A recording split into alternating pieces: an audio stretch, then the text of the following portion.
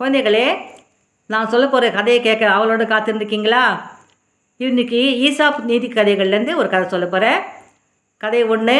ஒரு ஊரில் ஒரு காடு இருந்துதான். அந்த காட்டில் ஒரு காட்டுக்கு ராஜா இல்லையா, அது டயர்டாக இருந்துதான், வேட்டையாடிட்டு வந்து. அதனால் நல்லா படுத்து தூங்கிட்டு இருந்துதான் கொரட்டை விட்டுட்டு. அப்போது அது தெரியாத ஒரு சுண்டலி அந்த சிங்கத்து மேலே ஏறி விளையாடித்தான். அதனால் சிங்கத்துக்கு தூக்கம் கலைஞ்சு போச்சு.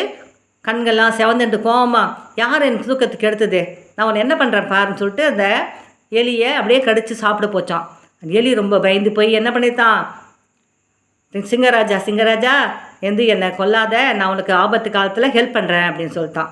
நீ சுண்டலி எனக்கு என்ன பண்ணுவேன் ஹெல்ப்பு அப்படின்னு சொல்லிட்டு, பரவாயில்ல பொழைச்சி போ, நான் உன்னை மன்னிச்சு விட்டுறேன்னு சொல்லிட்டு அப்படியே விட்டுருத்தான்.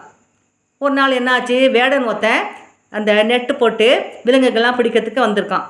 அந்த சிங்கம் என்ன பண்ணித்தான், அந்த நெட்டில் தெரியாமல் போய் மாட்டின்றது. அதால் வெளியிலே வர முடியல. கத்துன்னு கத்துறது, கர்ஜித்தது. சிங்கத்தோட கர்ஜனை தெரியும் இல்லையா அவங்களுக்கு. அதனால் மற்ற விலங்குகள்லாம் என்ன ஆச்சு, பயந்து போயிட்டு வெளியே கிட்டேயே வரலையாம் சிங்கத்துக்கிட்ட. அந்த சமயத்தில் அந்த எலி என்ன பண்ணித்தான், அந்த வலைக்கிட்ட போயிட்டு பல்லால் கடிச்சு அந்த நெட்டை கழட்டி விட்டுட்டு சிங்கத்தை வெளிக்கொண்டு இருந்தான்.